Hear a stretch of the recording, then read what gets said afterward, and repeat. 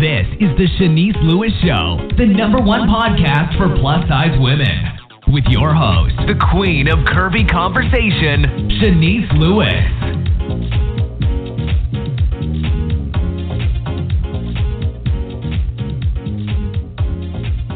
Welcome to the show. I'm your host, Shanice Lewis. Today is a Monday, May 21st, 2018.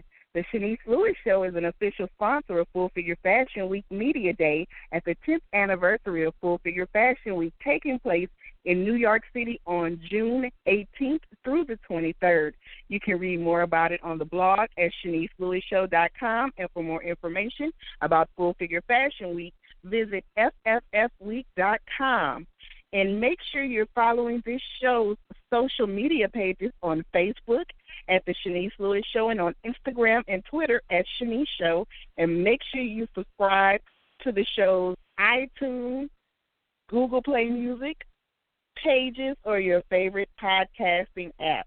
Today we have a very special guest. Jes Baker is a positive and progressive force to be reckoned with in the realm of self-love, advocacy, and mental health. Her blog, The Militant Baker, garners nearly 500,000 views every month and has been covered by major media platforms, including the BBC, CNN, Today Show, ABC, Huffington Post, Yahoo, People, Cosmo, Time Magazine, Upworthy, Buzzfeed, and New York Magazine. Jes is currently on tour with her latest book, Landwhale, which is a truthful and powerful account of the unforgiving ways our culture treats fatness and how to live happily and freely anyway. We are super excited to have Jes on the show. Hi, Jes. Hey, thanks for having me. Thank you for being on the show. I'm super excited to talk to you. First, I want to know a little bit about your background. Tell us what you were doing before you even started blogging. I read that you worked in mental health. I did. When I first started blogging, I was a full-time baker, and so I was actually blogging about like vintage kitchenware and recipes for a while. And then I started working on mental health and baking. Actually, I had this really great job where I got to do both at the same time. And it was kind of around that time that I had this realization from reading other blogs. I kind of found body positivity and body image, the body image world. And so I shifted from baking to writing about my journey with my body online, and I've been writing on the Militant Baker ever since. It's been 6 years now.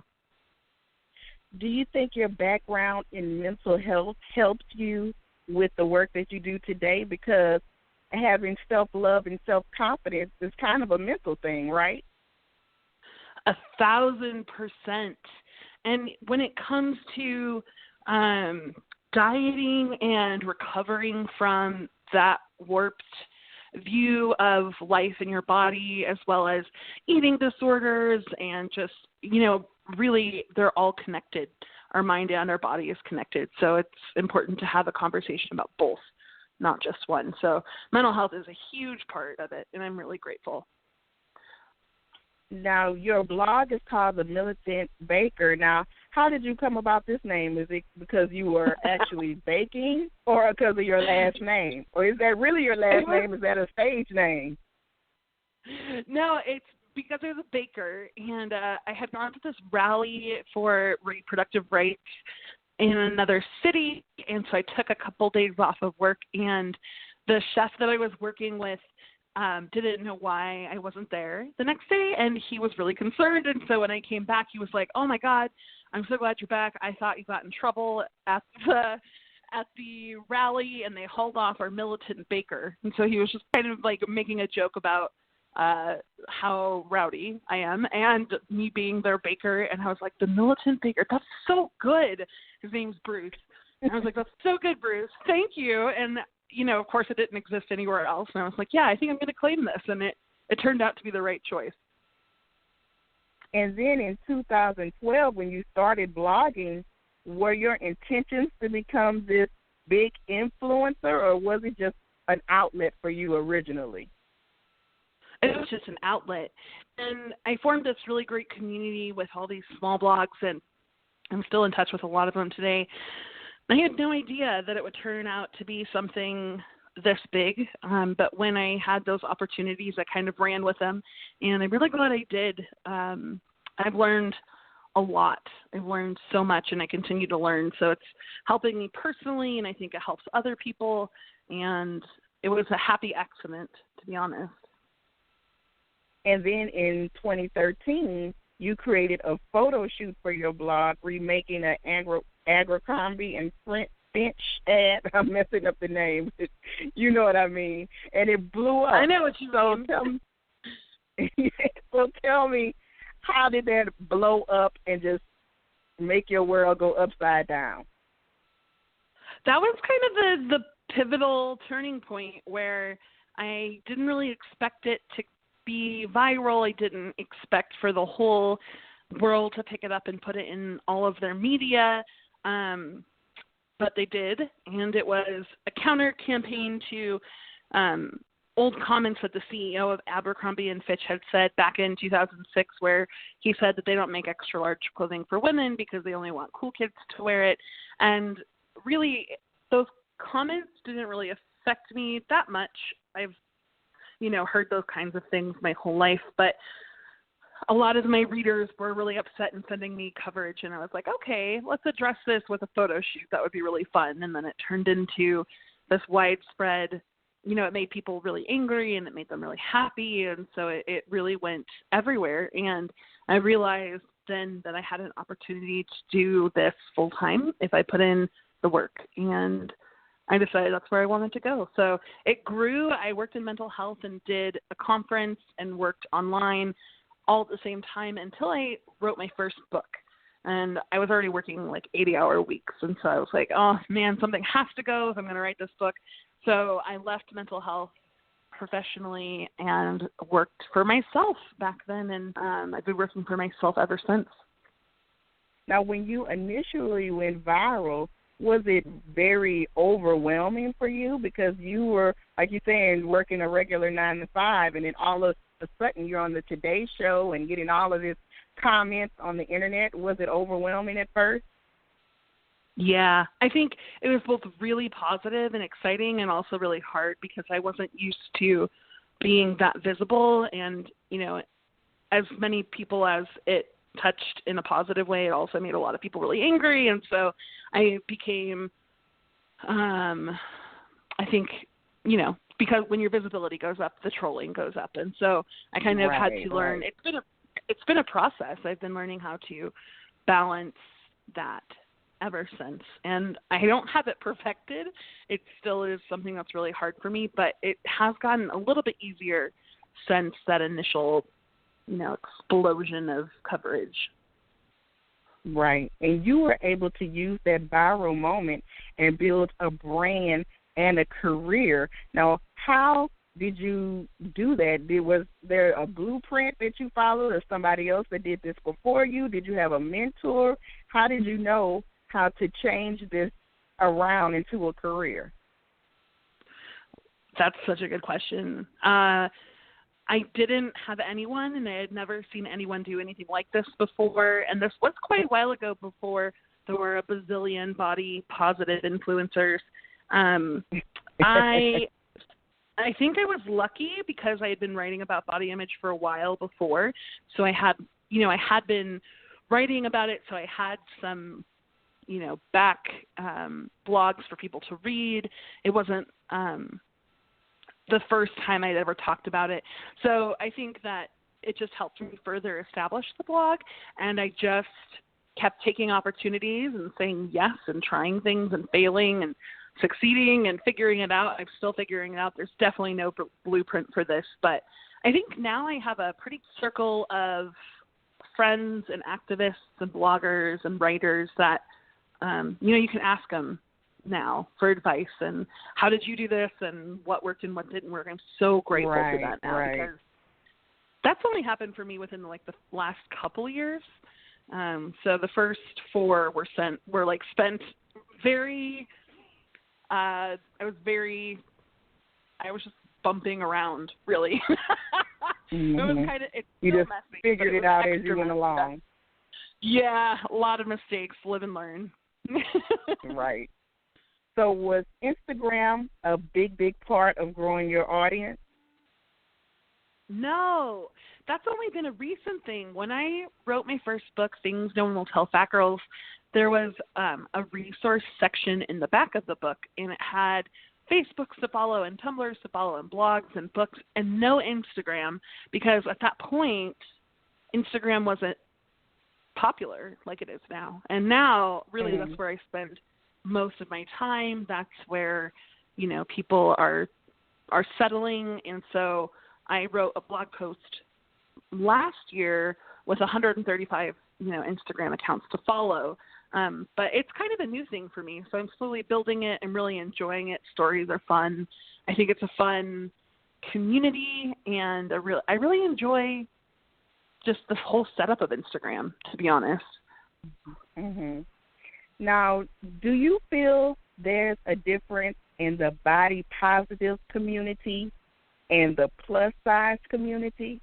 Because when I interview a lot of people with the plus size community that identify themselves with that, it's mostly fashion and modeling. But I think the body positive community kind of ventures off into more. What do you think about that? Yeah, I think totally. If I were to go to like the Curvy Fashionista conference, the people I would meet there would be a totally different group than if I were to go to like No Lose isn't really having them. But if I were to go to more of a body image conference, and I think they overlap. There's people who are doing both. I think there's a lot of different kinds of people within the body image section. Like you have some just really bright, cheerful influencers. You have some really hardcore activists. You have, different messages all over. So there's definitely like diversity within both. And I think there is overlap. I enjoy both. I enjoy participating in both, watching both, listening, meeting people from both areas. Yeah. So you were yourself...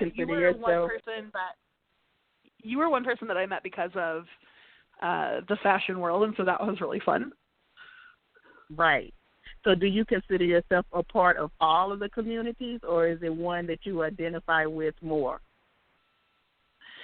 I don't know if I can really categorize myself really. I think a lot of people see me as an activist, which is a word that I don't use anymore because I feel like the word activist has become like people really dictate what that is and what it means and what you should be doing.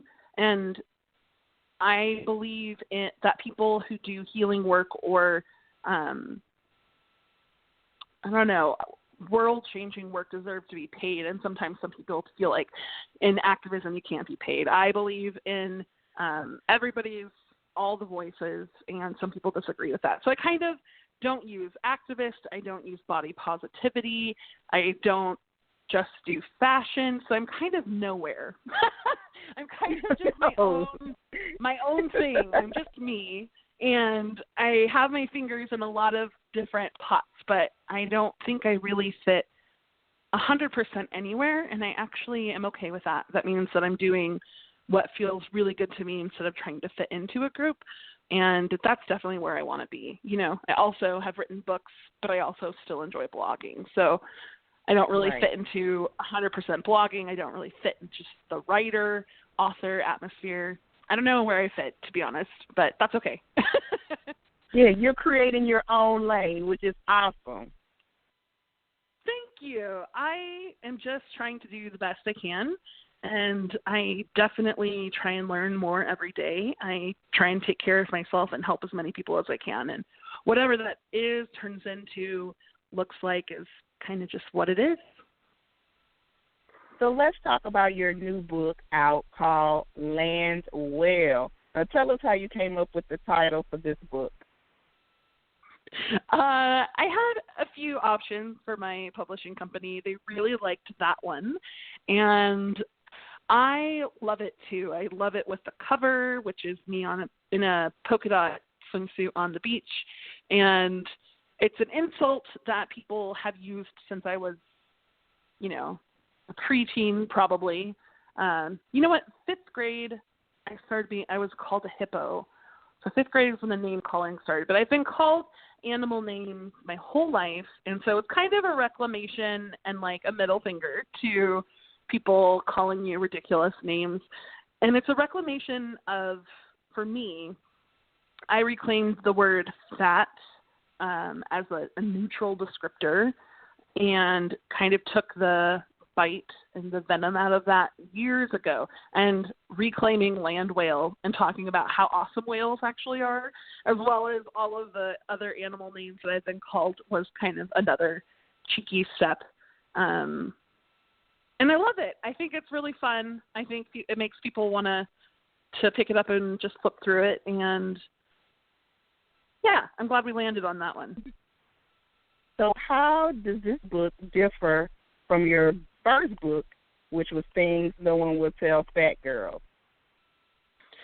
They're completely different, to be honest. Things No One Will Tell Fat Girls was a handbook. It was meant to be everything that I had learned over the years, the 4-ish years that I'd been, reading and researching and writing about body image. And it was things I wish that I had known earlier in my life. And at the time, there was no book that had it all in one place. It was kind of scattered in academia and activism and blog posts. And I wanted it all to be in one place. And it's very positive and clear and peppy and kind of like a pep talk. And I think it's valuable. I'm actually really glad it exists still.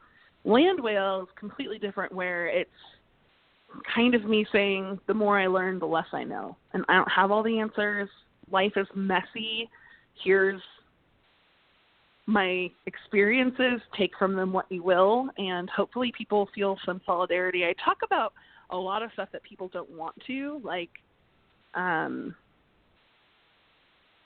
growing up in a fat body, dating while fat, having sex while fat, PCOS, which is a syndrome that causes like hair growth that's connected to PCOS is polycystic ovary syndrome, and it's linked to a lot of things like infertility, gaining weight, and growing like facial hair.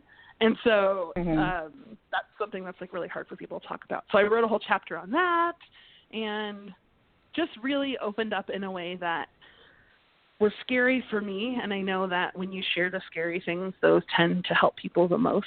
So that was my hope with writing Landwhale, is that it would open up a conversation about the really hard things so people would feel less alone, and then hopefully also start talking about it. Now, how did you connect with Dia and Co. to be the sponsor for your book tour? Oh, I'm so grateful to them. I've worked with them for a couple years. I did some live Facebooks with them, and I pitched them this tour, and they said yes. I was thrilled. I wouldn't have been able to do it without them. They covered my travel costs. They're sending me super cute clothes to wear. Like, I just look like a babe every day. And I'm so grateful. So really it was a working relationship. I happened to just send them over a pitch that was very simple, and they said yes.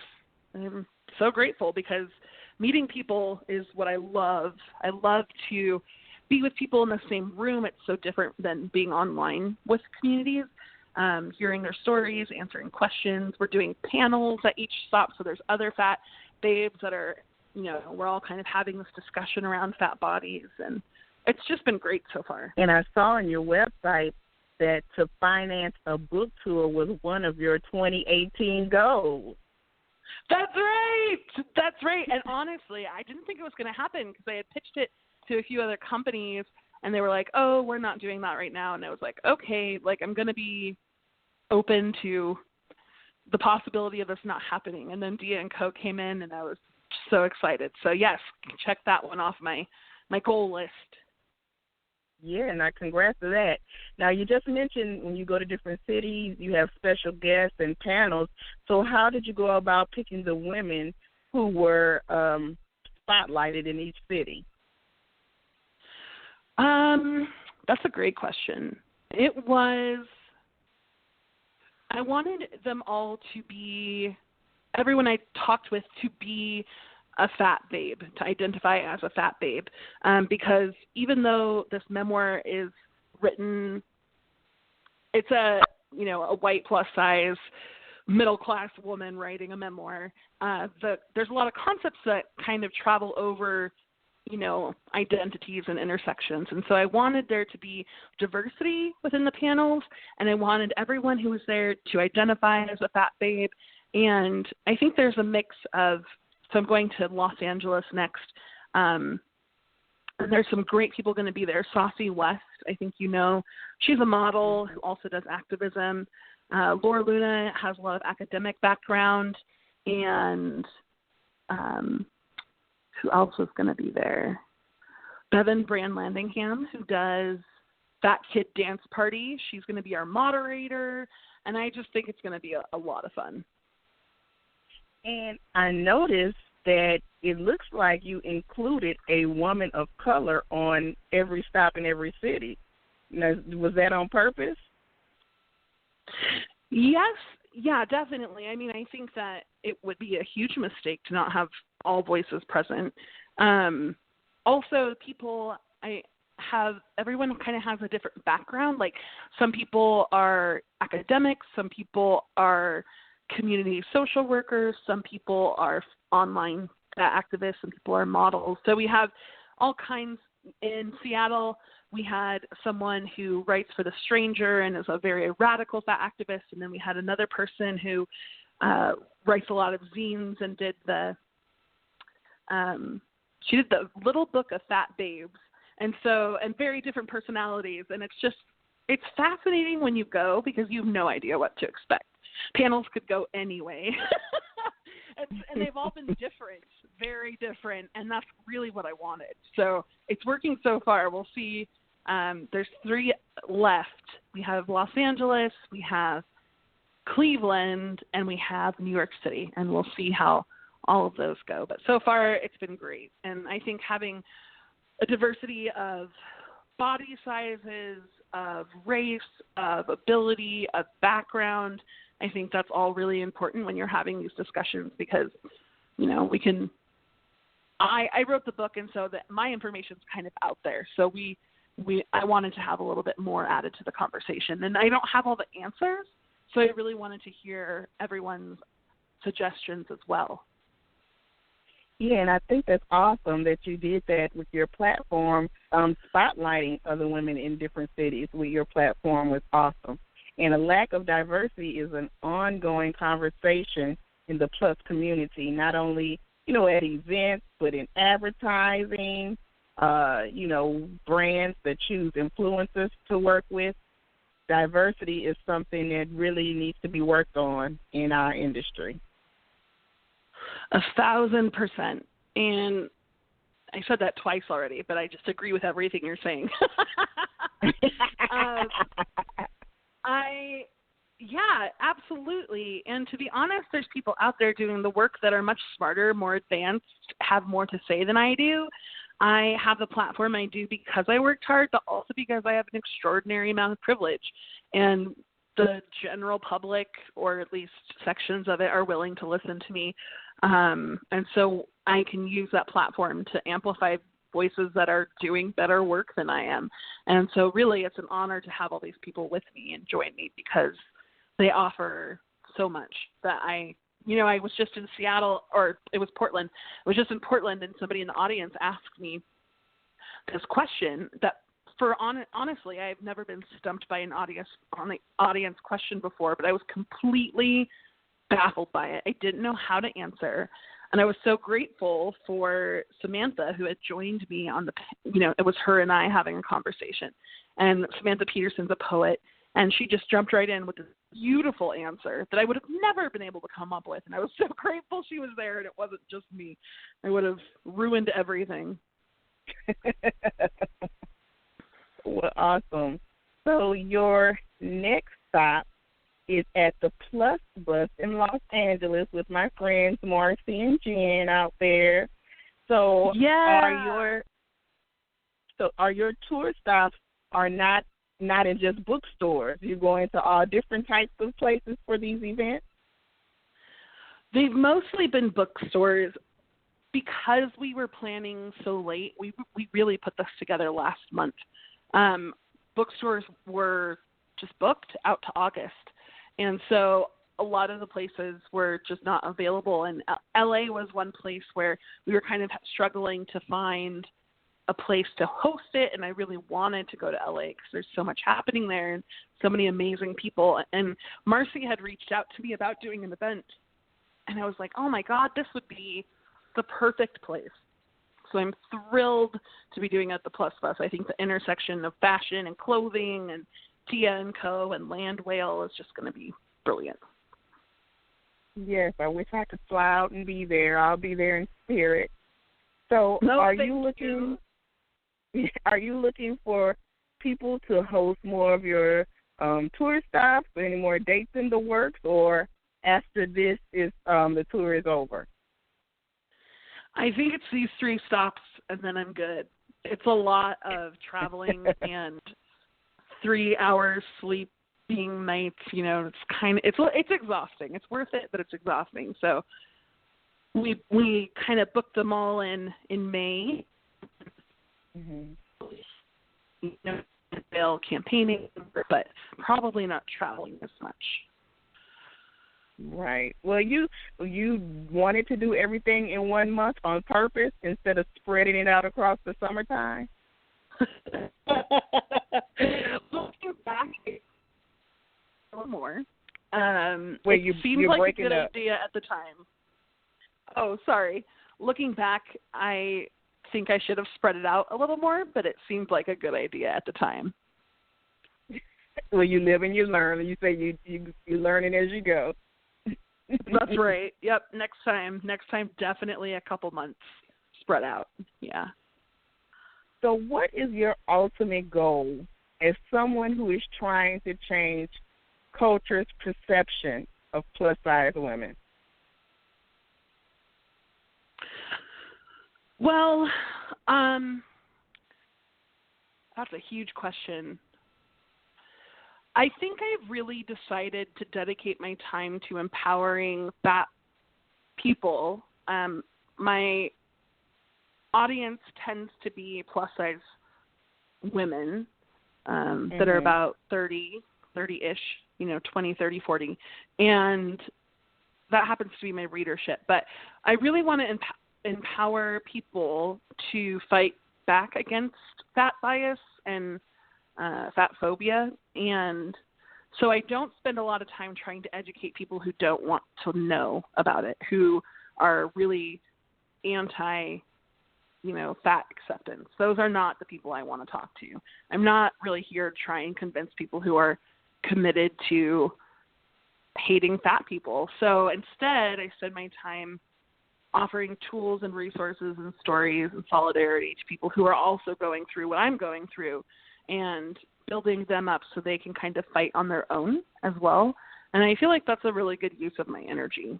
So I don't see fat phobia disappearing anytime soon. It's something that's been ingrained in our culture for a long time. But I can help people on their day-to-day, and hopefully that helps them. And I get things out of it as well. So little things. It's really in the little details of helping others and changing individual lives that hopefully that ripples out and turns into something bigger. But I'm focused on the people who want to hear it. So do you have anything else happening we can be on the lookout for, or anything I didn't get to mention that you want to promote? You're so kind. Not at the moment. Landwhale's kind of taken up my life.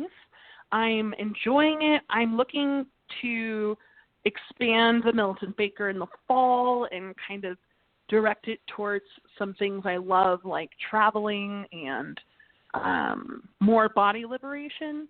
But that's in the fall. I think I'm going to spend the whole summer just working on Landwhale. It's a good summer read.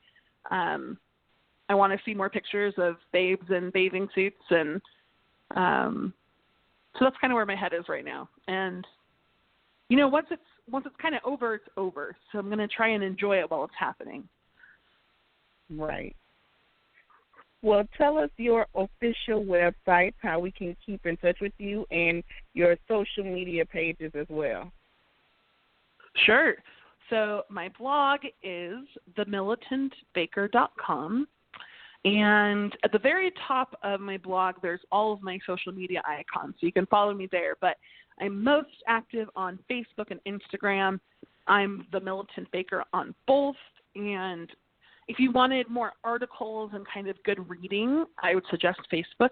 If you want visual prompts and me just sharing stories from my life, like we bought a Furby the other day for my dog and tested it out as a dog toy. That's kind of what you get on Instagram. So that's where you can find me most of the time. Well, awesome. Well, thank you so much for being on the show. I know you're very busy with the tour and very tired, so thank you for taking the time out to talk to me. And any way I can ever collaborate with you or support what you're doing, just let me know. Oh, the same, and it's an honor. Thank you so much for having me. All right, well, enjoy the rest of your evening. Go get some rest.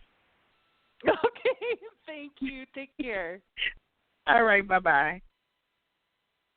And thank you to my fabulous guest this evening, Jes Baker. Make sure you check out her book, Landwhale, and if you're in Los Angeles, make sure you check her out at the Plus Bus. I've been your host this evening, Shanice Lewis. Thank you for tuning in and supporting. Until next time, keep thriving in your curves and be blessed.